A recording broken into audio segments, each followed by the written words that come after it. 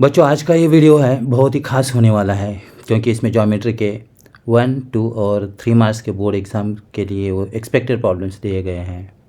बच्चों इसका मतलब ये नहीं है कि बस इतने प्रॉब्लम सॉल्व करके एग्ज़ाम अपेयर करना है, बल्कि जितने भी एक्सरसाइजेस हैं और जितने भी प्रॉब्लम्स हैं वो सब आपको सॉल्व करना है। ठीक है, बस हमें जो एक्सपेक्टेड लगता है वही प्रॉब्लम्स यहाँ पे दिए गए हैं। ठीक है, चलो करते शुरू। देखो ये फर्स्ट एक्सरसाइज है 1.1 ज्योमेट्री का सेकंड क्वेश्चन। ठीक है, क्या दिया है? In the given figure BC is perpendicular to AB and AD is perpendicular to AB। इसका मतलब है ये दोनों भी परपेंडिकुलर इस कॉमन AB पे है, मतलब AB अपना बेस है, ऐसा मान के चल सकते हैं। ठीक है, वैल्यूज़ क्या दी गई है? BC is equals to 4। BC देखो यहाँ पे 4 दिया है जो कि हाइट होगा इसका, जो ट्रायंगल ABC है इसका हाइट H1 मान लेते हैं जो कि 4 है, और AD सेकंड ट्रायंगल जो है नीचे ADB ये जो ट्रायंगल है इसका हाइट मान लेते हैं H2। मतलब दोनों ट्रायंगल्स के हाइट्स दी गई हैं H1 एंड H2। ठीक है, तो क्या फाइंड आउट करना है हमें? Area of triangle ABC upon area of triangle ADB। मतलब ये जो दो ट्रायंगल्स हैं नंबर 1 और ये नंबर 2, इनका एरिया का रेशियो हमें फाइंड आउट करना है। ठीक है, आपको बेसिक नॉलेज तो होगा ही क्या कि एरिया ऑफ ट्रायंगल क्या होता है, formula half base into height. ये बेसिक फार्मूला हमें मालूम है, area of triangle is equals to half base into height. बस इसी को हम अप्लाई करेंगे, बाकी प्रॉपर्टीज़ के बारे में कुछ सोचेंगे नहीं है। ठीक है, late BC is equals to H1 is equals to 4, then AD is equals to H2 is equals to 8। दोनों का बेस कॉमन है, ये भी याद रखो दोनों ट्रायंगल्स में। ठीक है, now area of triangle ABC upon area of triangle ADB is equals to half base into height लिखेंगे हम। हाफ बेस दोनों का कॉमन है इसलिए भी लिखेंगे, और हाइट है ABC का H1 upon half base into height H2। यहाँ पे हाफ कैंसिल हो जाएगा, बेस है वो भी कैंसिल हो जाएगा क्योंकि AB बेस है दोनों का। तो बचा क्या है, 4 अपॉन 8। अब यहाँ पे हम 4 से सिंप्लीफाई करेंगे, 4 1 ज़ार 4 एंड 4 2 ज़ार 8, दैट इज़ 1 अपॉन 2। तो area of triangle ABC upon area of triangle ADB is equals to 1:2। ये हमारा फाइनल आंसर होगा। ठीक है, अब देखते हैं नेक्स्ट प्रॉब्लम कौन सा है। ठीक है, देखो नेक्स्ट प्रॉब्लम क्या है। In triangle MNP NQ is bisector of angle N। देखो ये ट्रायंगल जो दिया है MNP, उसमें N एंगल है, उसका ये बाइसेक्टर है। ठीक है, मतलब कि N एंगल को ये जो ब्लू कलर के लाइन है NQ बाइसेक्ट करती है। बाइसेक्ट मतलब दो इक्वल एंगल्स में डिवाइड करती है। ठीक है, वैल्यूज़ क्या दी है यहाँ पे? MN इज इक्वल्स टू 5, यहाँ पे MN का वैल्यू 5 है, PN का 7 है, और यहाँ MQ जो दिया है वो 2.5 है। तो हमें क्या फाइंड आउट करना है? PQ। देखो यहाँ पे क्वेश्चन मार्क है PQ।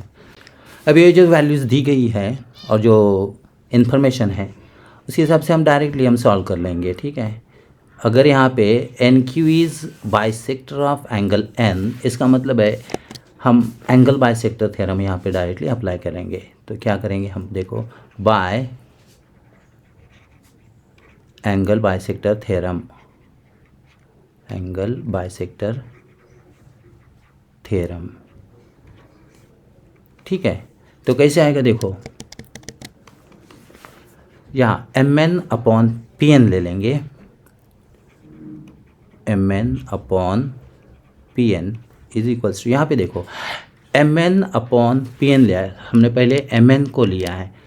ठीक है, इज इक्वल्स टू MQ लेना पड़ेगा आपको। ठीक है, उल्टा पुल्टा नहीं, MQ अपॉन पी क्यू, ये एंगल बाइसेक्टर थ्योरम होता है, करस्पॉन्डिंग रेशियो ऐसे होता है। एम एन का वैल्यू है 5/7 इज इक्वल्स टू 2.5 अपॉन, जहाँ क्वेश्चन मार्क है यहाँ पे है देखो, पी क्यू फाइंड आउट करना है हमें, तो P Q. Okay, cross multiplication लेते हैं तो P Q is equals to, इन दोनों का क्रॉस मल्टीप्लिकेशन क्या आएगा, 7 इंटू 2.5 या 2.5 into 7 upon this 5। Okay, simplify कर लेंगे आगे हम, देखो 2.5 1 ज़ार 2.5, 2.5 2 ज़ार 5, और इस 2 से भी हम 7 को डिवाइड कर लेंगे तो आएगा 3.5। सो पी क्यू क्या मिला हमें, 3.5, ये हमारा रिक्वायर्ड आंसर होगा। ठीक है, चलो नेक्स्ट प्रॉब्लम क्या है देखते हैं। सेम है, यहाँ भी एंगल बाइसेक्टर थ्योरम ही है। देखो फिगर से ही पता चलता है कि यहाँ पे ब्लू कलर की जो लाइन है वो एंगल बी को डिवाइड करती है, मतलब बाइसेक्ट करती है। ठीक है, दो इक्वल एंगल्स में इसको डिवाइड करती है। इसका मतलब ये जो प्रॉब्लम है सेम एंगल बाइसेक्टर थ्योरम का ही है। देखो क्या दिया, in triangle A B C segment B D bisects angle A B C, जो कि दिया है यहाँ पे। वैल्यूज़ क्या दी है देखो, ए बी का वैल्यू x है। ठीक है, A B is equals to x, B C is equals to x plus 5, A D is equals to x minus 2 and D C is x plus 2। तो आगे क्या करना है हमें, x का वैल्यू फाइंड आउट करना है। ये प्रॉब्लम 3 मार्क्स के लिए ज़्यादातर चांस है। ठीक है, सेम अभी जो कहा कि अगर एंगल बाइसेक्टर दिया है तो same bye angle bisector theorem, angle bisector theorem. ठीक है, direct application of this theorem क्या आएगा देखो, हम ए बी सी शुरू करेंगे। ठीक है, A B upon B C. ठीक है, देखो ये दो साइड से साइड की, A B upon B C. Okay, is equals to, अगर ए बी ए से शुरू किया है तो उस साइड में भी ए से ही शुरू किया जाएगा, A D upon D C, A D upon D C. इतना इजी होता है एंगल बाइसेक्टर थ्योरम का एप्लीकेशन। वैल्यू सब्स्टिट्यूट कर लेंगे अभी हम, x अपॉन बी सी का वैल्यू है x plus 5। Okay, is equals to A D x minus 2 and D C is x plus 2। बस अब हमें क्रॉस मल्टीप्लिकेशन यहाँ पे लेना है। ठीक है, कैसे आपको तो मालूम है, इन दोनों का क्रॉस मल्टीप्लिकेशन यहाँ पे लिया जाएगा, इन दोनों का और इन दोनों का क्रॉस मल्टीप्लिकेशन यहाँ पे लिया जाएगा। देखते हैं, x plus 5 into x minus 2 is equals to x into x plus 2। ठीक है, अब दोनों ब्रैकेट्स का multiplication, x into x will be x square, 5 minus 2 तो 3 आएगा 3x, और 5 इंटू 2 आएगा 10। ठीक है, is equals to x square plus 2x। यहाँ दोनों साइड में एक्स स्क्वायर जो दिख रहा है ना सेम, वो कैंसिल हो जाएगा। बाकी बचा जो 2x है, राइट साइड का 2x है, लेफ्ट साइड में इसको शिफ्ट करेंगे तो माइनस 2x हो गया। ऑलरेडी यहाँ पे 3x और ये माइनस 2x हो जाएगा, और इज इक्वल्स टू ये लेफ्ट साइड का माइनस 10 राइट साइड में शिफ्ट होके प्लस 10 हो जाएगा। तो यहाँ क्या बचा है, x इज इक्वल्स टू 10, मतलब x का वैल्यू क्या मिल गया, 10। ओके, चलो नेक्स्ट देखते हैं। क्या यहाँ पे दिया है देखो, triangle L M N is similar to triangle P Q R. ठीक है, दो ट्राइंगल्स दिए गए हैं, triangle L M N and triangle P Q R, जो कि सिमिलर है। और क्या वैल्यू दिए, इंपॉर्टेंट जो दिया है information, 9 into area of triangle P Q R is equals to 16 of triangle L M N, और उसमें क्यू आर का वैल्यू 20 दिया है और एम एन फाइंड आउट करना है। ओके, अब इसका मतलब क्या होता है, अगर दो ट्राइंगल्स अगर सिमिलर होते हैं, ठीक है। If the two triangles are similar then the ratio of their areas is in the proportion of the squares, ratio of the squares of their corresponding sides. कुछ समझ में आया? या हम लिखते हैं, देखो सिंपल, ठीक है। अगर दो ट्राइंगल सिमिलर होते हैं, ठीक है, अगर दो ट्राइंगल सिमिलर होते हैं, मान लो triangle 1 is similar to triangle 2, ये दो ट्राइंगल सिमिलर है, तो इनका एरिया क्या होगा? ट्राइंगल 1 का एरिया A1 होगा, ट्राइंगल 2 का A2 होगा। इनका जो रेशियो है वो क्या आएगा? सपोज़ फर्स्ट ट्राइंगल है, उसका साइड S1 और दूसरे का साइड S2 है, तो S1 का स्क्वायर अपॉन S2 का स्क्वायर आ जाएगा। मतलब क्या हुआ? देखो, if two triangles are similar then the ratio of their areas is equals to the ratio of the squares of their corresponding similar sides. ये बस ये याद रखो, ठीक है। बस उसका यूज़ हम यहाँ पे करेंगे और हमें इसका आंसर मिल जाएगा। दिया क्या है? Triangle LMN is similar to triangle PQR, okay. और क्या दिया है? 9 into area of triangle PQR is equals to 16 into area of triangle LMN, okay. अब क्या करेंगे हम? देखो, रेशो ले लेंगे, area of triangle PQR upon area of triangle LMN is equals to 16 ऐसे रहेगा, अपॉन यहाँ का इस लेफ्ट साइड का 9 जाएगा, 16 अपॉन 9। देखो ऐसे मिल गया, लेकिन यहाँ रेशो दिया है 16 अपॉन 9, ऐसा मानते हैं। तो थ्योरम क्या बताता है? Ratio of areas of two similar triangle is equals to the ratio of the squares of their corresponding similar sides, ठीक है। तो यहाँ क्या आएगा? देखो, यहाँ पे ट्राइंगल PQR है, तो यहाँ हम QR स्क्वायर ले लेंगे, QR square upon MN square. क्यों MN ही क्यों ले लिया है? देखो, यहाँ ट्राइंगल PQR और ट्राइंगल LMN दोनों सिमिलर है, ठीक है। अगर हमने यहाँ पे QR लिया है तो यहाँ MN आएगा, ठीक है। इसको करस्पॉन्डेंस कहा जाएगा, 1-to-1 करस्पॉन्डेंस, ठीक है। So is equals to 16 upon 9। अब 16 परफेक्ट स्क्वायर है, 9 भी परफेक्ट स्क्वायर है, ओके। तो अब taking square roots of both sides, QR upon MN is equals to 4/3, right. अब यहाँ हम QR का जो वैल्यू दिया है उसको सब्सटीट्यूट करते हैं, ठीक है। QR का वैल्यू देखो क्या है? 20, is it? So 20 upon MN is equals to 4/3।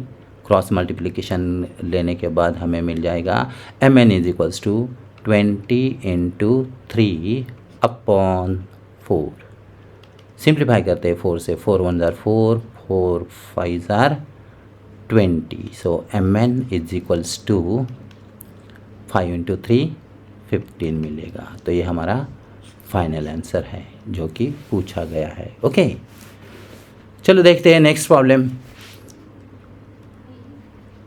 क्या दिया है इसमें। देखो, areas of two similar triangles are 225 square centimetre and 81 square centimetre. अभी हमने प्रीवियस प्रॉब्लम में देखा, देखो अगर दो ट्राइंगल सिमिलर होते हैं तो उनका रेशियो ऑफ एरिया क्या होता है? It is S1 square upon S2 square. मतलब होता है कि ratio of the squares of corresponding similar sides होता है। बस इसको हम अप्लाई करेंगे। Areas of two similar triangles are 225 square centimetre and 81 square centimetre. देखते हैं, लेट फर्स्ट ट्राइंगल है A1, उसका एरिया 225 स्क्वायर सेंटीमीटर है, ठीक है। दूसरा ट्राइंगल है A2, मान लेते हैं उसका है 81 square centimetre. If a side of smaller triangle is 12, अब इन दोनों में स्मॉलर ट्राइंगल कौन सा होगा जिसका एरिया 81 स्क्वायर सेंटीमीटर है, उसका साइड जो होगा स्मॉलर होगा। ठीक है, यहाँ पे बड़ा ट्राइंगल होगा 225। ओके, तो उसके लिए हम S1 और इसका S2 मान लेते हैं। तो S2 का वैल्यू 12 दिया है। ठीक है, if side of a smaller triangle is 12 centimetre, मतलब S2 is equals to 12 centimetre, then find corresponding side of the bigger triangle. Bigger triangle जो है हमने A1 कंसिडर किया है एरिया उसका। ठीक है, सो क्या आएगा यहाँ पे स्टेटमेंट, तो वही आएगा कौन सा, if the triangles are similar, okay, then ratio of the areas of those two similar triangle is in the proportion of the squares of their corresponding similar sides, ये आएगा। ठीक है, सो क्या आएगा, A1 upon A2 is equals to S1 square upon S2 square by theorem. ठीक है, by theorem. Now put the values here. A1 is 225 while A2 is 81 is equals to S1 is not known and S2 is 12. Okay, इसका square आएगा। Okay, अब क्या किया जाएगा, यहाँ तो क्रॉस मल्टीप्लिकेशन नहीं लिया जाएगा, उससे पहले हम क्या कर लेंगे, दोनों भी साइड का स्क्वायर रूट ले लेंगे। मतलब क्या आएगा यहाँ पे देखो, therefore square root of 225 upon 81, square root, look, 225 upon 81 is equals to square root of S1 square upon 12 square. So क्या आएगा, 15 upon 9 is equals to S1 upon 12। अब यहाँ पे क्रॉस मल्टीप्लिकेशन किया जा सकता है। ठीक है, तो क्या आएगा देखो, क्रॉस मल्टीप्लिकेशन से यहाँ पे S1 is equals to 15 into 12 upon 9। Simplify करते हैं यहाँ पे, 3 से डिवाइड कर लेंगे, 3 3 jar and 3 4 jar 12, again 3 1 jar 3, 3 5 jar 15. So S1 is 20 centimeter. Okay, so side of the bigger triangle is 20, therefore side is 20 centimeter. Okay, हमने क्या किया है, अगर प्रीवियस प्रॉब्लम को हम देखेंगे, बस इतना ही याद करो, क्या ये जो है इसको हम याद रखेंगे तो फिर प्रॉब्लम सॉल्व हो जाएगा। ओके, ठीक है, देखो नेक्स्ट प्रॉब्लम क्या है ये, identify with reason which of the following are Pythagorean triplets. Second chapter है पाइथागोरस थ्योरम, उसके फर्स्ट एक्सरसाइज के ये 2 इजी प्रॉब्लम्स है। ठीक है, 1 मार्क के लिए पूछा जा सकता है। क्या दिया है, फर्स्ट पेयर, फर्स्ट ट्रिपलेट दिया है 4 9 12 एंड सेकंड 5 12 13। देखते हैं क्या है। ठीक है, तो पहले ट्रिपलेट क्या होता है, सबसे पहले आपको मालूम होना चाहिए इसमें राइट एंगल ट्राइंगल। ठीक है, ये हमारा राइट एंगल ट्राइंगल है ABC मान लो। ओके, जिसमें एंगल B 90 डिग्री है। हमेशा याद रखो, जो 90 डिग्री का एंगल होता है उसके सामने जो साइड होती है ट्राइंगल की, उसको हाइपोटेन्यूस कहा जाता है। ठीक है, और जो कि राइट एंगल ट्राइंगल की सबसे बड़ी साइड होती है। The largest side of any right angle triangle is it's hypotenuse. ठीक है, तो बची हुई जो साइड्स है AB और BC, इनका रिलेशन क्या होता है, हमेशा याद रखो, h square means hypotenuse square is equals to AB square plus BC square. Hypotenuse square is equals to AB square plus BC square, मतलब ये आ जाएगा। ठीक है, अब ज़रा देखते हैं फर्स्ट क्या है। ठीक है, नंबर 1 4 9 12। जो 4 9 12 इसमें जो भी बड़ा नंबर जो दिखाई देगा वही हमारा हाइपोटेन्यूस होगा, ऐसा हमें मान के चलना है, ठीक है। और पाइथागोरस थ्योरम कैसे अप्लाई होगा, कन्वर्स, ठीक है। देखते हैं 12 square is equals to 144। Basic knowledge आपको स्क्वायर के बारे में होना चाहिए। Suppose this is your first equation. अब जो बचे दो नंबर्स हैं 4 एंड 9, ये दो साइड्स दी गई है, तो हम क्या कर लेंगे अब 4 square and 4 square plus 9 square is equals to क्या आएगा 16 प्लस 81, ठीक है। 16 प्लस 81 तो टोटल क्या आता है देखो 6 प्लस 1 7 आ गया और 8 प्लस 1 9 आ गया, ठीक है। तो 97 ये सेकंड इक्वेशन है। तो ज़रा देखो फर्स्ट इक्वेशन है 144, सेकंड में आया है 97, तो दोनों इक्वल नहीं हैं, तो क्या आएगा फ्रॉम इक्वेशन 1 एंड 2 क्या आएगा 4 9 12 is not a Pythagorean triplet, ठीक है। अगर ये दोनों भी इक्वल आते थे, यहाँ 144 है और यहाँ भी 144 आता था, या फिर यहाँ 97 है यहाँ फिर 97 आता था, तो ट्रिपलेट होगा, क्योंकि पाइथागोरस थ्योरम क्या बताता है hypotenuse square is equals to the sum of the squares of remaining two sides. यहाँ पे ये कंडीशन फॉलो नहीं होती है, इसलिए दो ट्रिपलेट्स नहीं है। अब उसमें जो सेकंड है ऐसा ही सॉल्व करना है, ठीक है। चलो नेक्स्ट देखते हैं। In the figure angle M N P is equals to 90 degree. देखो यहाँ पे मार्क किया है राइट एंगल का, ठीक है। एन एंगल 90 डिग्री का है। Segment N Q is perpendicular to segment M P. देखो एन क्यू का है, ये ब्लू कलर की लाइन है एन क्यू, और यहाँ पे हाइपोटेन्यूज दिया है पी एम, उसके ऊपर ये परपेंडिकुलर है। वैल्यूज़ क्या दी है एम एन 9 क्यू पी 4, ठीक है। तो फाइंड आउट करना है हमें एन क्यू। यहाँ तो पाइथागोरस थ्योरम अप्लाई नहीं होगा, तो क्या किया जाएगा, अगर ऐसे प्रॉब्लम्स आते हैं तो डायरेक्ट हम इसको ज्योमेट्रिक मीन थ्योरम जिसे कहते हैं, ठीक है, बाय ज्योमेट्रिक मीन थ्योरम, ठीक है। क्या होता है, कुछ डरने की बात नहीं है, कुछ ज़रूरत नहीं है, सिंपल है। ज्योमेट्रिक मीन, जो ब्लू कलर की लाइन है उसी को ज्योमेट्रिक मीन कहा जाता है। मतलब क्या होता है ये ज्योमेट्रिक मीन का square means N Q square is equals to M Q into Q P, ख़त्म। ये ज्योमेट्रिक मीन का थ्योरम होता है जिसका डायरेक्ट हमने एप्लीकेशन लिया। देखो क्या है, ये जो ब्लू कलर की लाइन है उसको ज्योमेट्रिक मीन कहा जाएगा, इसका square means N Q square. और हाइपोटेन्यूज कौन सा है एम पी या पी एम। हाइपोटेन्यूज से जिसके दो पार्ट्स बनाए गए, एक है एम क्यू और सेकंड पार्ट है क्यू पी या पी क्यू, जिनकी वैल्यूज़ भी हमें दी गई है, ठीक है।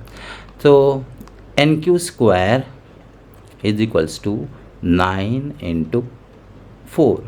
अब सबके सब परफेक्ट स्क्वायर्स हैं, taking square roots of both sides क्या मिलेगा N Q is equals to 3 into 2, okay. 9 का स्क्वायर रूट 3, 4 का स्क्वायर रूट 2, ठीक है। सो एन क्यू इज 6। कितना ईजी है देखो, ठीक है, फिनिश। चलो नेक्स्ट देखते हैं। Find R P and P S using the information given in triangle P S R. देखो रेड कलर का ट्राइंगल पी एस आर दिया है और गिवन इन्फॉर्मेशन में क्या क्या है, एंगल एस 90 डिग्री है जो कि ये मार्क हमें इंडिकेट करता है, ठीक है। और एक पी एंगल है वो 30 डिग्री का दिया गया है, ठीक है। अगर एस 90 डिग्री है, पी 30 डिग्री है, तो ऑब्वियसली एंगल आर 60 डिग्री का होता है, ठीक है। क्यों sum of the angles of triangles is 180 degree, उसमें से 90 और 30 गया 180 में से, तो बचेगा 60 डिग्री। ठीक है, तो ये 60 डिग्री है। तो सबसे पहले हम वही नोट कर लेंगे। ठीक है, इन ट्राइंगल PSR क्या क्या दिया है देखो, angle S is 90 degree, angle P is 30 degree, therefore angle R is equals to 60 degree. ठीक है, क्यों? Sum of the measures of angles of triangle, मतलब यहाँ पे हम लिखते हैं कि property of triangle, property of triangle. ठीक है, अब अगर ये 30, 60, 90 डिग्री का ट्राइंगल है तो ठीक है, therefore triangle PSR is of 30 degree, 60 degree, 90 degree type. बस प्रॉपर्टीज़ आपको मालूम होनी चाहिए अभी। ठीक है, कौन सी? The side opposite to 30 degree क्या होता है, साइड अपोजिट टू 60 डिग्री क्या होता है, ये दो प्रॉपर्टीज़ आपको मालूम होनी चाहिए। ठीक है, अब साइड अपोजिट टू 30 डिग्री कौन सा है? SR, जिसका वैल्यू 6 है। ठीक है, तो क्या होता है property? Side opposite to 30 degree is half of hypotenuse. ठीक है, जो कि हाइपोटेन्यूस हमें मालूम नहीं है, वो फाइंड आउट करना है, और उसके बाद SP फाइंड आउट कर लेंगे, या PS जिसे बोलेंगे। ठीक है, side opposite to 30 degree is half of hypotenuse, यही प्रॉपर्टी हम अप्लाई कर लेंगे, तो क्या आएगा? SR is equals to half of PR। PR यहाँ पे हाइपोटेन्यूस है। ठीक है, तो हाइपोटेन्यूस का प्रॉपर्टी 30, 60, 90 डिग्री में अप्लाई किया, क्यों? साइड अपोजिट टू 30 डिग्री का ये प्रॉपर्टी अप्लाई किया, वैल्यू सब्स्टिट्यूट कर लेंगे। SR is 6, so PR upon 2, सो मिलेगा हमें PR इज इक्वल्स टू 6 2 12, इन दोनों का मल्टीप्लिकेशन हो गया, तो PR जो कि हाइपोटेन्यूस है वो 12 मिल गया। ठीक है, इतना ईजी है। देखो प्रॉपर्टीज़ आपको आनी चाहिए। ठीक है, side opposite to 30 degree is half of its hypotenuse, side opposite to 60 degree क्या होता है? अब 60 डिग्री का अपोजिट कौन सा है? PS, तो क्या आएगा यहाँ पे? PS is equals to side opposite to 60 degree is √3/2 of hypotenuse, और हाइपोटेन्यूस कौन सा है? PR। यहाँ पे हम लिख लेंगे साइड अपोजिट टू 60 डिग्री, ये प्रॉपर्टी अप्लाई किया। ठीक है, सो √3/2 इंटू 12, 2 से हम सिंप्लीफाई कर लेंगे, 12 को डिवाइड करेंगे तो क्या आएगा? 6√3, सो PS इज इक्वल्स टू 6√3। सो जो भी रिक्वायर्ड वैल्यूज़ है मिल गए हमें। PR is 12 and PS is 6√3। Finish. देखते हैं next. Find the diagonal of a rectangle whose length is 35 centimetre and width is 12 centimetre. बहुत ही इंपॉर्टेंट प्रॉब्लम होता है ये। Find the diagonal of a rectangle, ठीक है, whose length is 35 centimetre and width is 12 centimetre. सो सबसे पहले हम एक रेक्टेंगल ड्रॉ करते हैं बच्चों।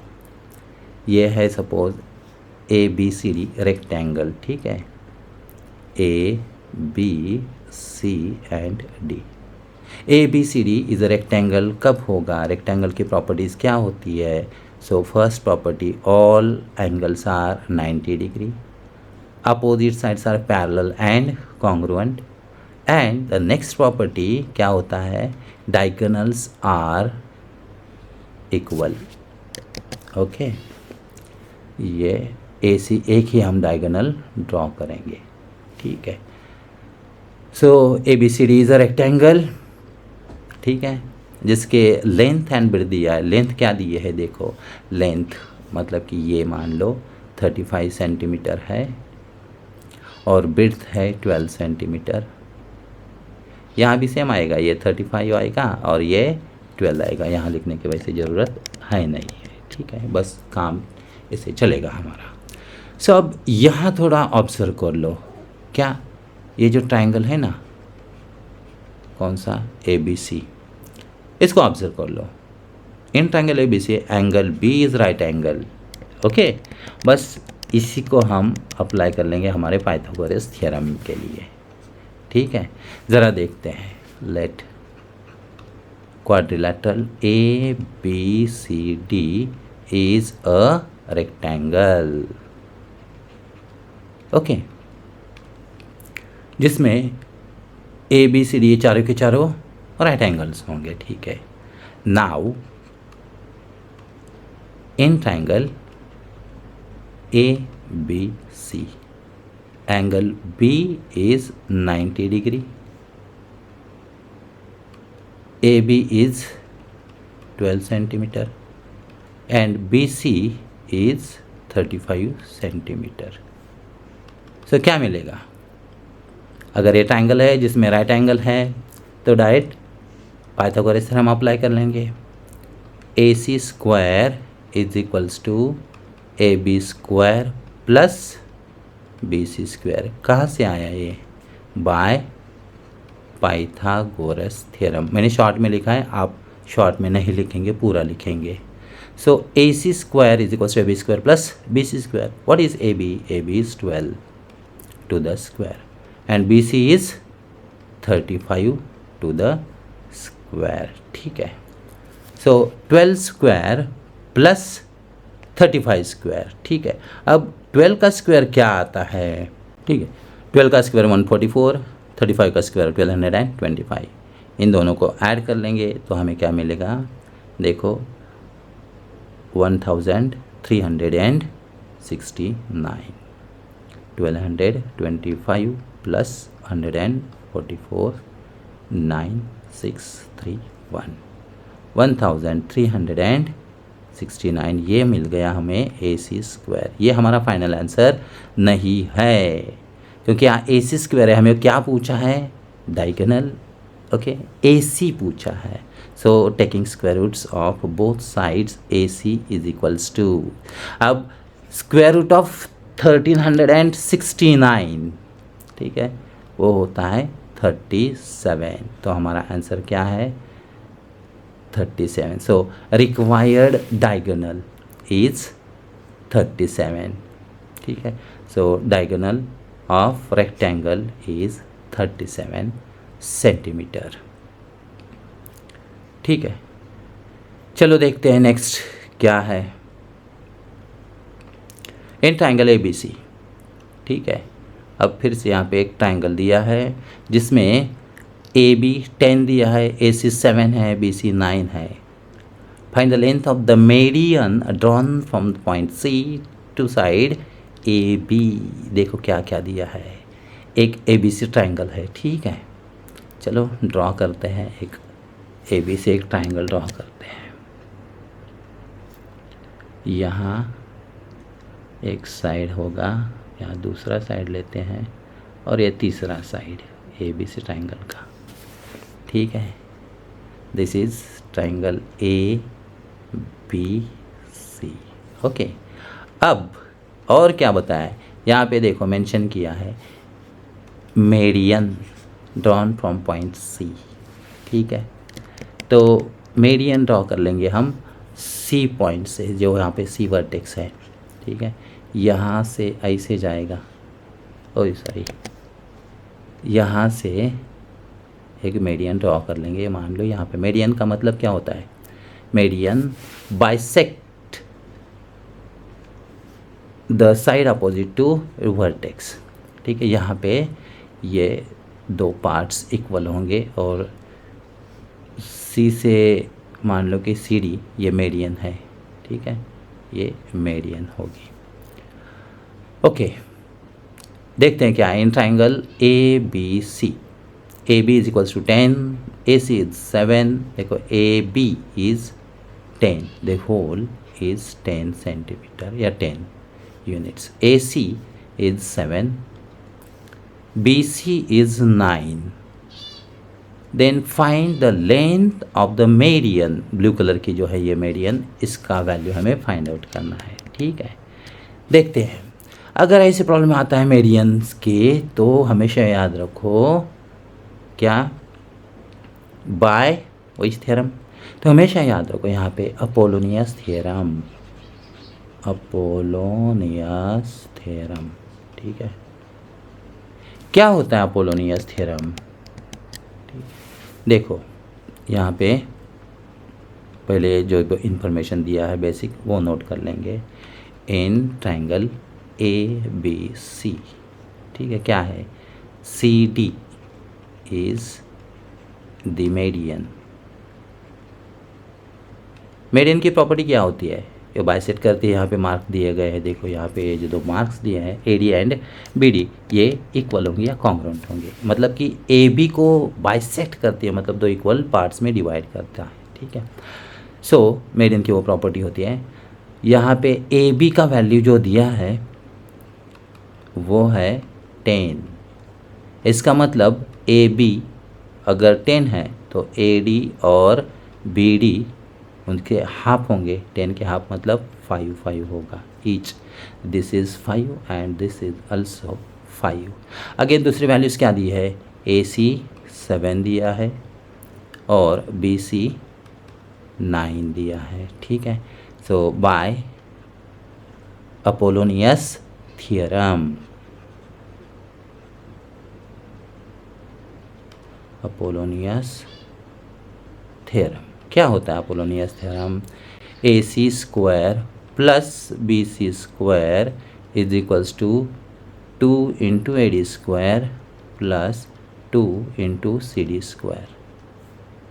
देखो A C square plus B C square मतलब ये जो दो साइड्स हैं इनके स्क्वायर की एडिशन ली, इज इक्वल्स टू क्या है, 2 A D square, 2 into A D square, A D की जगह आप बी डी भी ले सकते हैं, plus 2 C D square, C D क्या है मीडियन, उसका स्क्वायर। ठीक है, वैल्यू सब्स्टिट्यूट कर लेंगे। A C is 7 square plus B C 9 square, 2 A D 5 square plus 2 C D square not known, 7 square 49 plus 9 square 81 is equals 2 into 25 plus 2 C D square. ठीक है, अब इसके आगे क्या हो जाएगा, सिंप्लीफिकेशन, बस एडिशन सब्ट्रैक्शन जो भी होगा। 49 प्लस 81 कितना आता है, 130। ठीक है, is equals to 50 plus 2 C D square. So 130 minus 50, right, और इसी को अपॉन 2 कर लेंगे हम, is equals to C D square. 130 minus 50 आएगा क्या, 80 upon 2 is equals to C D square. So C D square is equals to 40 और 40 मतलब क्या आएगा, C D is equals to root 40। इसी का ही मतलब होता है 2√10 यूनिट। तो सी डी की वैल्यू क्या मिल गई हमें, 2√10। ठीक है, बेसिक नॉलेज बहुत ज़रूरी होता है बच्चों। ठीक है, देखते हैं नेक्स्ट प्रॉब्लम क्या है। देखो in triangle A B C point M is the mid point of side B C. अब वैसे तो फिगर की ज़रूरत है नहीं है, फिर भी ड्रॉ करते हैं हम। क्या क्या दिया है, एक ट्रायंगल दिया है A B C. Okay,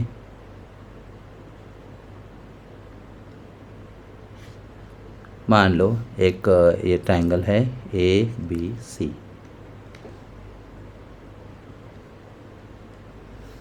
point M is the mid point of side B C. B C का एक मिड पॉइंट है एम। पहले हम यहाँ पे मीडियन ड्रॉ करते हैं।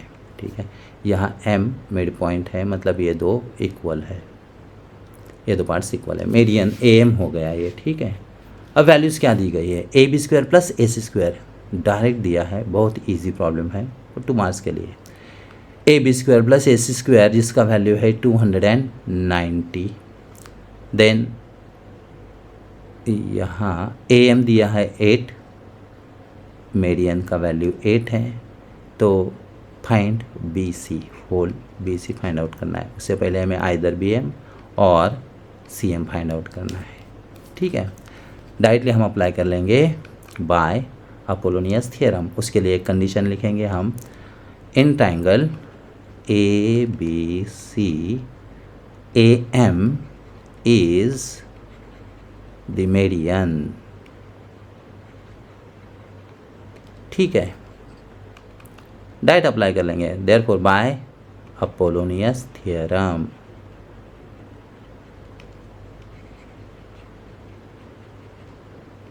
कैसे आएगा देखो, प्रीवियस प्रॉब्लम में हमने देखा जैसे कि ये दो साइड्स का स्क्वायर होता है, हमेशा याद रखो। वैसे ही यहाँ पे मीडियन का देखना पड़ेगा आपको कहाँ से है। यहाँ ए से मीडियन है तो A B square plus S square, जो कि प्रॉब्लम में ऑलरेडी दे दिया है। ठीक है, so A B square plus A C square is equals to 2 times A M square plus 2 times B M square. ठीक है, ऑलरेडी इसका वैल्यू दिया है प्रॉब्लम में, देखो A B square plus S square 290 already दिया है, तो डायरेक्ट हम लिखेंगे 290 is equals to 2 into A M 8 square plus 2 B M square not known. Okay, तो ये क्या आएगा, 2 इंटू 64 वो हो जाएगा 128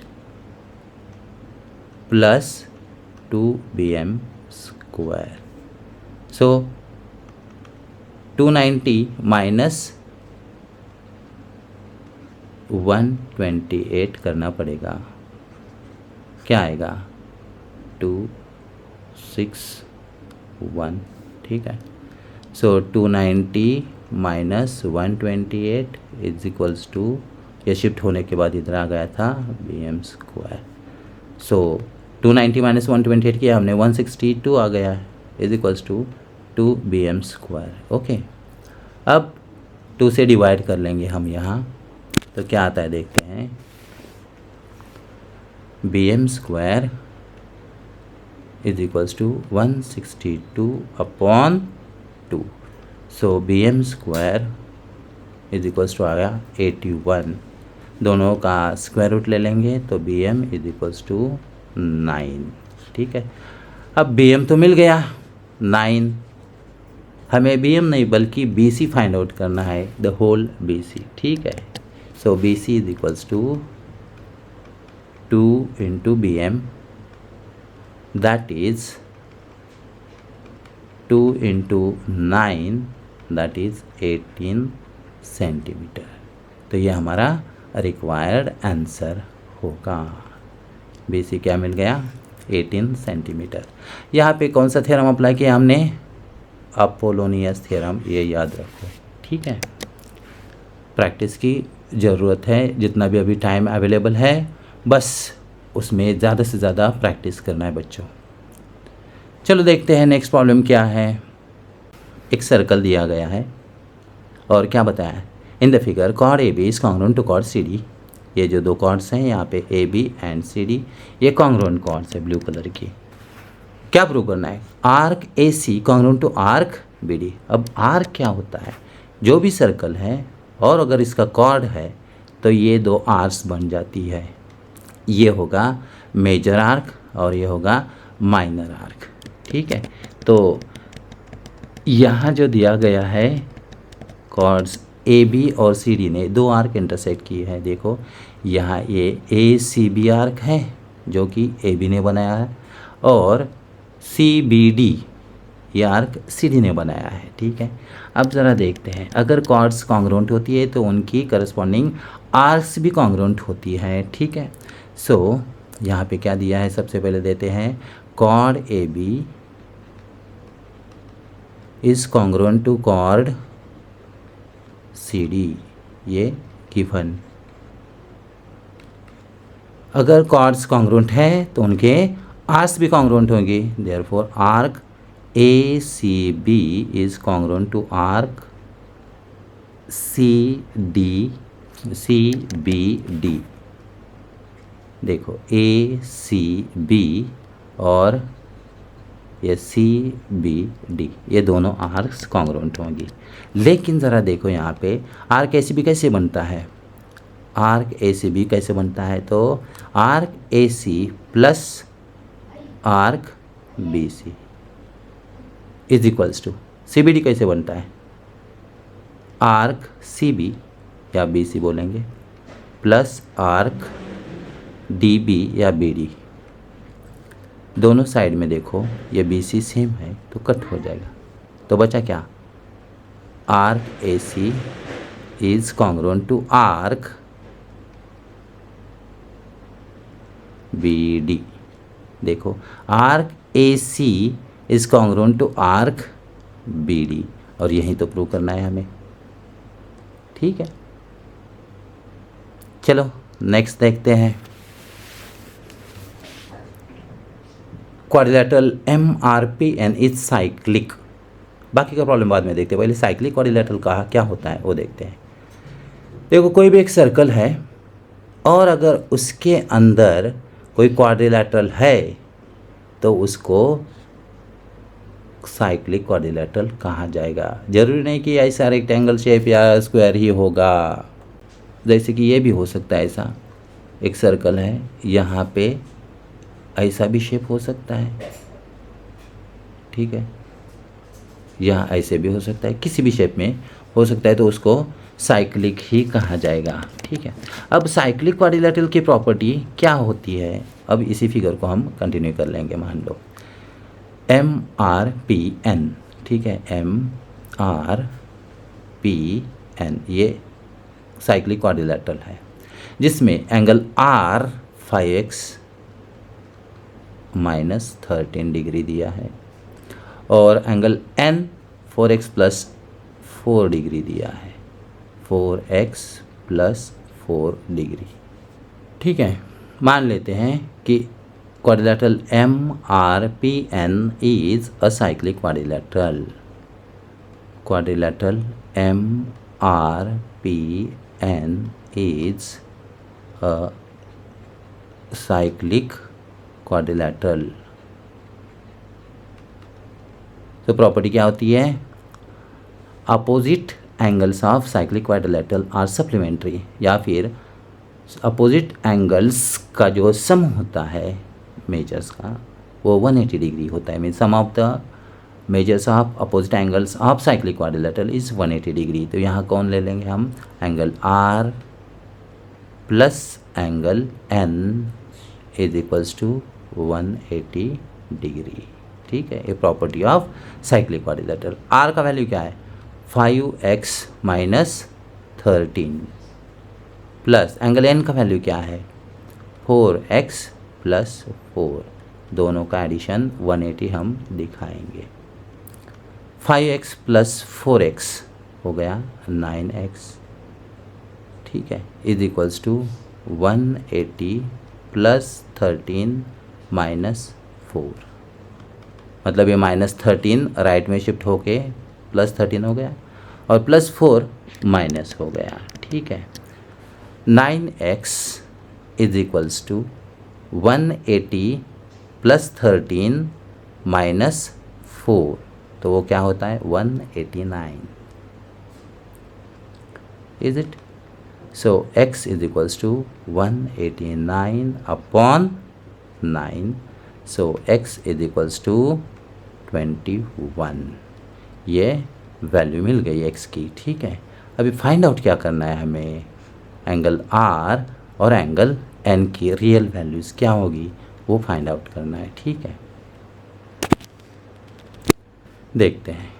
अभी x का तो वैल्यू मिल गया, angle R is equals to, angle R is equals to 5x minus 13, that is 5 into 21 minus 13, so 105 minus 13, so angle R is equals to 92 degree.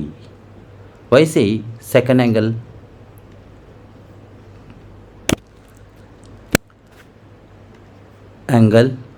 N is equals to 4x plus 4 is equals to 4 into 21 plus 4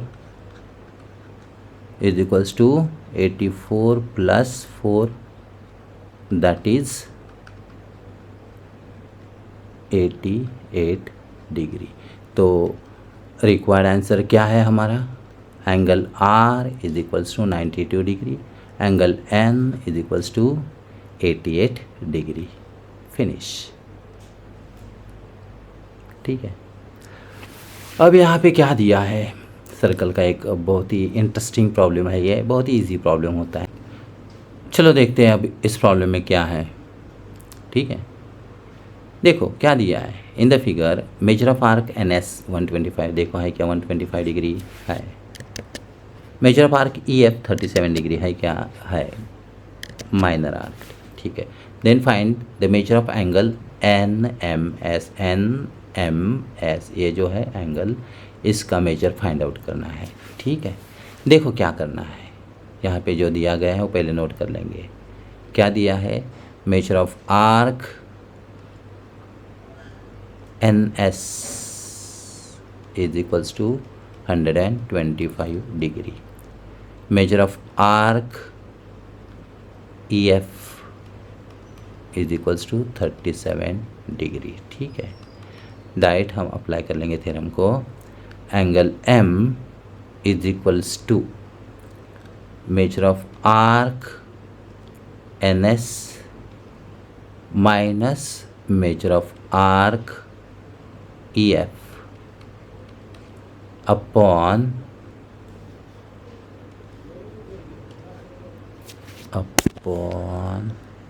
हाँ 2, measure of arc N S minus measure of arc E F upon 2। Value substitute कर लेंगे, 125 minus 37 upon 2। Subtraction क्या आती है इसकी? 88 upon 2। So angle M is equals to 44 degree, that is M is nothing but angle N M S 44 degree मिल गया। ठीक है, फिनिश। नेक्स्ट प्रॉब्लम देखते हैं क्या है। सेम है, रेड कलर में एक सर्कल दिया है। इन द फिगर रे P Q touches the circle eight point Q. देखो ब्लू कलर का पी क्यू ये टेंजेंट सेगमेंट है जो क्यू में टच करती है। ठीक है, कोई भी टेंजेंट, कोई भी सेगमेंट या कोई भी लाइन अगर सर्कल को एक ही पॉइंट में टच होके जाती है तो उसको हम टेंजेंट सेगमेंट कहते हैं या टेंजेंट कहते हैं। ठीक है, okay. P Q 12 and PR is 8, we have to find PS and RS। ठीक है, जैसे ऐसे फिगर दिखाई देगी और वैल्यूज़ फाइंड आउट करना पड़ेगा। तो क्या करना है, देखो हमें डायरेक्ट हम सॉल्यूशन है। ठीक है, P Q square is equals to P R into P S, ये याद रखो। ठीक है, P R into P S. P Q square कहाँ है? पी क्यू ये जो टेंजेंट सेगमेंट है पी क्यू, ठीक है, उसका square is equals to P R. देखो इंटरसेक्टिंग ये जो लाइन है या इसको कॉर्ड करेंगे, इंटरसेक्टिंग लाइन पी एस है। ठीक है, तो उसके दो पार्ट्स है, P R and R S, लेकिन लेंगे हम P R and P S ले लेंगे, बाद में देखते हैं। ठीक है, so P Q square is 12 square is equals to P R का वैल्यू 8 है into P S. So 144 upon 8 हो जाएगा is equals to P S. ठीक है, so P S is equals to divide करके क्या आएगा फिर ये 18। ठीक है,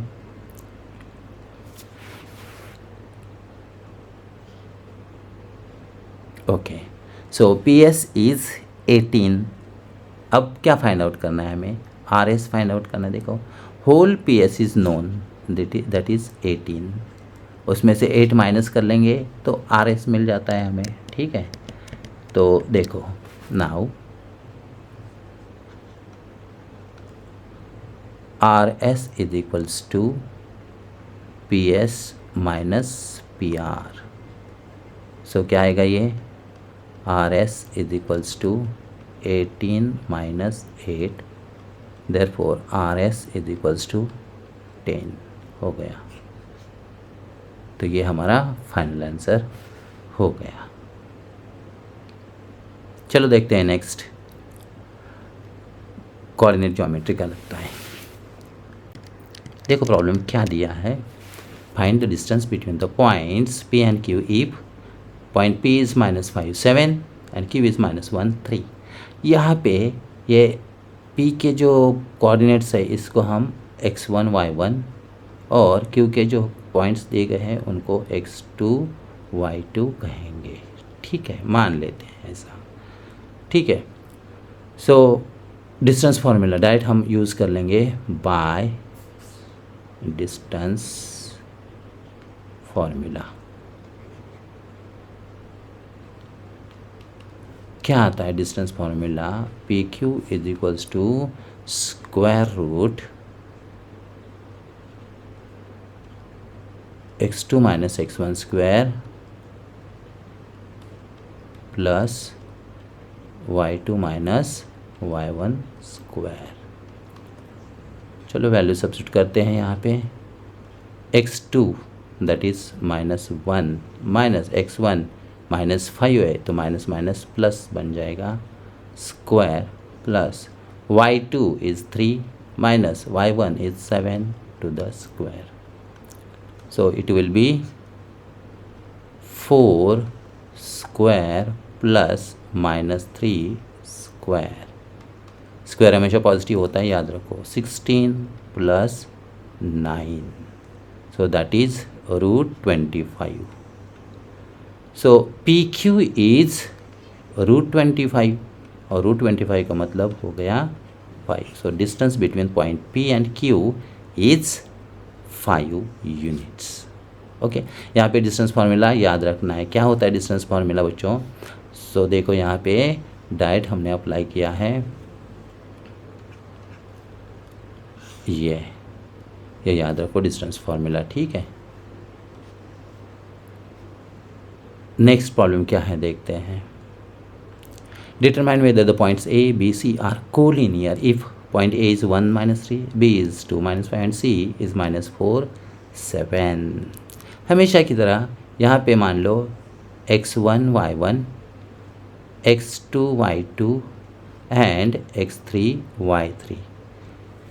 ठीक है, अब क्या करना है? हमें डिटरमाइन करना है, मतलब कि हमें डिसाइड करना है, तय करना है क्या? Whether the given points A, B, C are collinear. Collinear का मतलब क्या है? तो सभी पॉइंट्स एक ही लाइन पे हैं, मतलब अगर पॉइंट्स एक ही लाइन पे होते हैं तो उनको हम कोलिनियर कहते हैं। Suppose this is point A, this is point B and this is point C। ठीक है, अगर ये सब के सब एक लाइन में है तो उनको हम कोलिनियर कहेंगे। और कोलिनियर अगर है तो उनके लिए प्रॉपर्टी भी होगा। कौन सा प्रॉपर्टी होता है? If the points are collinear then their slopes are equal. ठीक है, यहीं पे लिख देते हैं if the points are collinear then their slopes are equal, their slopes are equal। या फिर if the slopes are equal then the points are collinear, ये प्रॉपर्टी है। ठीक है, अब यहाँ पे ए बी सी कोलिनियर है, यह हमें प्रूव करना है। तो यहाँ पे 3 साइड्स होंगी ए बी बी सी ए सी। ठीक है, तो वही कर लेंगे। Slope of A B, slope का फॉर्मूला क्या होता है? y2 minus y1 upon x2 minus x1, y2 minus y1 upon x2 minus x1, याद रखो। सो y2 माइनस y1 क्या होगा? -5 माइनस माइनस प्लस 3 होगा upon 2 minus 1 that is -2 upon 1 that is -2। Suppose ये हमारा फर्स्ट इक्वेशन है। Then slope of B C हम देखते हैं। बी सी के लिए क्या आएगा? y3 minus y2 upon x3 minus x2। सो y3 है 7 माइनस माइनस प्लस हो जाएगा 5, 7 + 5 अपॉन -4 - 2, सो 12 अपॉन -6, 12 अपॉन -6 आएगा -2, सेकंड इक्वेशन। और अब third, slope of AC, AC के लिए क्या आएगा, y3 - y1 upon x3 - x1, ठीक है। सो 7 माइनस y1 है -3, तो माइनस माइनस प्लस हो जाएगा 7 + 3 अपॉन x3 क्या है -4 - 1, सो क्या आया देखो 10 अपॉन -5, सो 10 अपॉन -5 इज़ -2। देखो इक्वेशन 1, 2 एंड 3 इनको अगर आप ऑब्जर्व करते हैं तो क्या मिलता है यहाँ पे, सब की सब वैल्यूज़ इक्वल है जो कि -2 है, इज इट। सो इसी को हम अप्लाई कर लेंगे, मतलब इसी को फॉलो कर लेंगे क्या, from equation 1, 2 and 3 points, given points are collinear, points A, B, C are collinear, ठीक है। Therefore points A, B, C are collinear, क्यों, from 1, 2 and 3, from 1, 2 and 3, finish. क्या किया हमने इसमें, स्लोप का फॉर्मूला अप्लाई किया। क्या होता है, slope of line is y2 - y1 upon x2 - x1, जितने भी पॉइंट्स होंगे उनके हिसाब से हम x2, x1, x2, x3 वगैरह वगैरह ऐड कर लेंगे, ठीक है। तो ऐसा प्रॉब्लम है ये। चलो देखते हैं नेक्स्ट प्रॉब्लम क्या है। Angle made by the line with positive direction of x-axis is 60 degree. Find the slope of the line. 1 mark के लिए ओनली पूछा जाएगा, ठीक है। क्या पता है, एंगल कितना दिया है 60 डिग्री, और क्या फाइंड आउट करना है, स्लोप ऑफ द लाइन, ठीक है।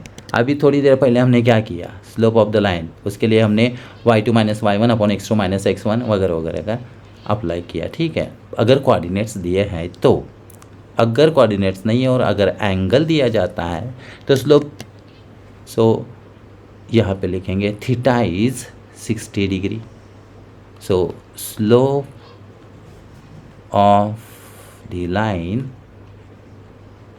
इज tan थीटा, बस मीन्स tan 60 डिग्री, ठीक है।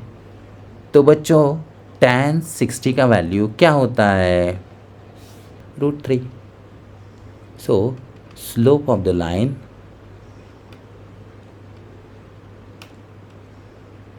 Is √3, finish. 1 मार्क के लिए पूछा जाएगा। चलो देखते हैं नेक्स्ट प्रॉब्लम क्या है। Find the slope of the line passing through the given points. अभी थोड़ी देर पहले देखो हमने प्रॉब्लम ये सॉल्व किया है, ठीक है। Slope of the lines AB, BC, AC, यहाँ पे ABC कोऑर्डिनेट्स दिए थे जिसमें कोलिनियर फाइंड आउट करना है कि नहीं, और हमने स्लोप की प्रॉपर्टी अप्लाई किया, ठीक है। अब यहाँ पे सेम वही अप्लाई कर लेंगे। सबसे पहले क्या बताया है, पॉइंट P -3, 1, उसको हम x1, y1 कहेंगे, और Q x2, y2, ठीक है। डायरेक्ट हम लिखेंगे slope of PQ y2 - y1 upon x2 - x1। चलो वैल्यू सब्स्टिट्यूट करते हैं, y2 - y1 -2 - 1 upon 5 minus minus plus हो जाएगा यहाँ पे -2 - 1, ठीक है, अपॉन 5 + 3, दैट इज़ -3 अपॉन 8। ये क्या होगा इसका, स्लोप ऑफ PQ क्या मिल गया, -3 अपॉन 8, ये इसका स्लोप हो गया। चलो नेक्स्ट देखते हैं क्या है। Find K if R 1 - 1 S -2K and the slope of the line R S is -2। Same है लेकिन बहुत इंपॉर्टेंट है, एटलीस्ट 2 मार्क के लिए तो ये पूछा ही जाएगा। ऐसे के की फाइंड द वैल्यूज ऑफ के, अगर कोई प्रॉब्लम होते हैं तो हमेशा इनको सॉल्व करना है बच्चों।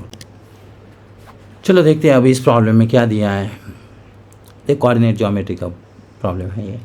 Find K if point R is 1 -1 and point S is -2 K, the slope of the line R S is -2। Okay, देखो कोई भी प्रॉब्लम होगा और अगर फाइंड के अगर पूछा जाता है तो वो प्रॉब्लम बहुत ही इंपॉर्टेंट होते हैं। मोस्टली ऐसे प्रॉब्लम्स एग्जाम में पूछे जाते हैं। ठीक है, देखते हैं। पॉइंट आर दिया है 1 -1, अब इनको कंसिडर कर लेंगे x1 y1, और दूसरा जो कोऑर्डिनेट एस का दिया है उसको हम x2 y2 कंसिडर करेंगे, और स्लोप जो दिया है -2। तो प्रीवियस प्रॉब्लम्स में हमने सॉल्व किए हैं। ठीक है, स्लोप ऑफ द लाइंस क्या होते हैं, y2 - y1 upon x2 - x1। ठीक है, by slope formula y2 - y1 upon x2 - x1 is equals to slope of R S. ठीक है, सो y2 क्या है k। ठीक है, माइनस y1 क्या है -1 अपॉन x2 क्या है -2 माइनस x1 क्या है 1 is equals to slope of R S क्या है -2। सो क्या आएगा यहाँ पे k + 1 upon -3 is equals to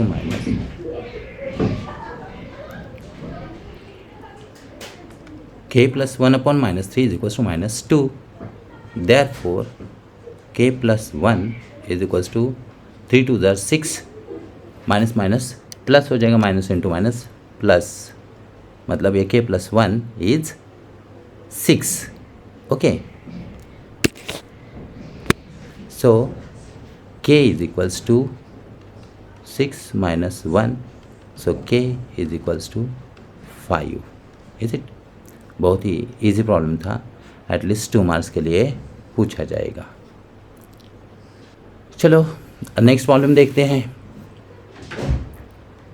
चलो देखते हैं नेक्स्ट प्रॉब्लम क्या है। ट्रिग्नोमेट्री का प्रॉब्लम है। sin theta is equals to 7/25, then find the values of cos theta and tan theta. दिया क्या है देखो, sin थीटा इज 7/25। अब ये जो प्रॉब्लम्स है डायरेक्ट हम प्रॉब्लम्स को फॉर्मूला यूज़ करके भी सॉल्व कर सकते हैं। आइडेंटिटी जो होती है sin² theta plus cos² theta is equals to 1, या फिर एक सिंपली एक ट्रायंगल ड्रॉ कर लेंगे और प्रॉब्लम सॉल्व कर लेंगे। वैसे तो ये इजी होता है, लेकिन हमें इसमें एक पाइथागोरस थ्योरम अप्लाई करके साइड को फाइंड आउट करना पड़ता है। ठीक है, suppose this is triangle, okay, जिसमें ए बी सी उसके वर्टाइसेस है और एंगल बी 90 डिग्री है। साइन थीटा यहाँ हम कंसिडर कर लेंगे, यहाँ सी को थीटा। तो साइन थीटा क्या होता है, साइन का मतलब क्या होता है, अपोजिट साइड अपॉन हाइपोटेन्यूस।